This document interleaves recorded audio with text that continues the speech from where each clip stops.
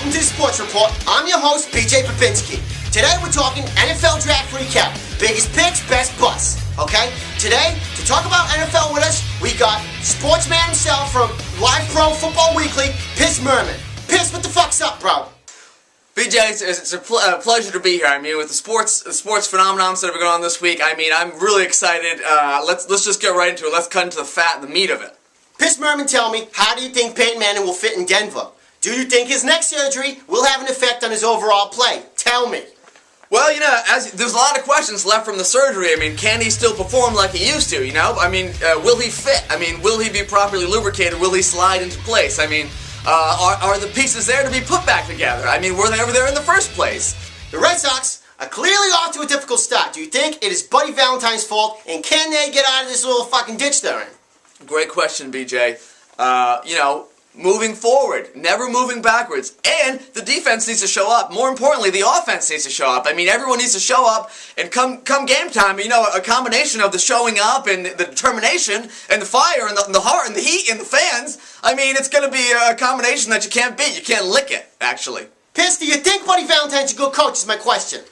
Well, yes and no. Yes, immediately followed by no. First of all, you know, he's had years, decades-long, you know, success, wins, losses, you know, he's been there when you need him, he hasn't been there sometimes, you know, much like my own father. Piss, tell me, who are the biggest winners, biggest losers, and when the dust settles, who's going to be the luckiest team in the NFL Draft this year?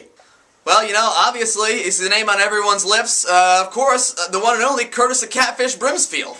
I mean, he's been an athlete since day one. This kid is a born winner. I mean, we're talking about rushing yards, reverse rushing yards, lateral drops, reverse suplex. I mean, you name it, this guy's got it under his belt in spades. But look at him right now. He's doing the halfback Castleman reverse here. That hasn't been seen in ages. And, you know, he's even working on the Romanian reverse. So I think if he just keeps it up, you know, you see him here, he's moving forward. I mean, he's working on a nice trot. He's got great foot jobs, great hand jobs. I mean, this guy, he's a real spider. So tell me this, Piss. Celtics Big Three. Are they coming back? Yes or no? And why?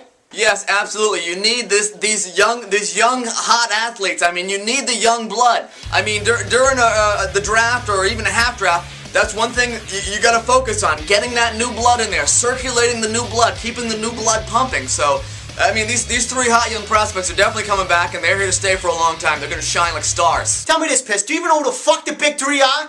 BJ, I'm sure I can't even speak. I mean, I'm sure you're going to ask me these questions. Don't be ridiculous. You're being a fool. Bear McGrizzle, 1.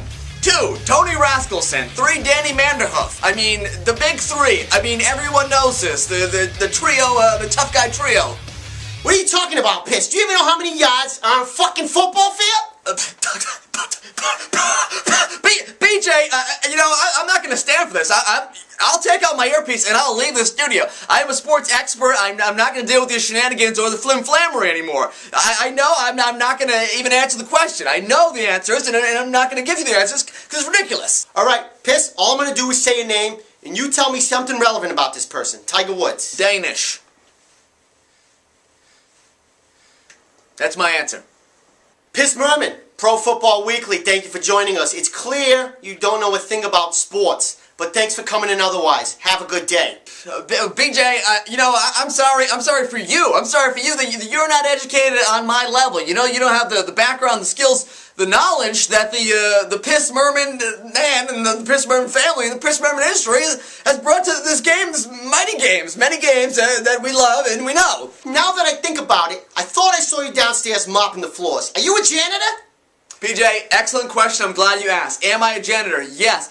Did I kill your producer in the bathroom and steal his clothing? Absolutely. Now, if you'll excuse me, I have to go back in there and peel his face off and wear it as a hat. Thank you very much for having me. That about does it here for us at the Sports Report. I'm your host, BJ Babinski. Special thanks to our friends stopping by, Piss Merman. Fuck you and fuck your family. I don't give a fuck about the Merman crew. This is a Sports Report. See you later, you loser. No more stupid sports dickheads here who think they know about sports but don't. I fucked Rebecca Lobo and he did it. Bottom line.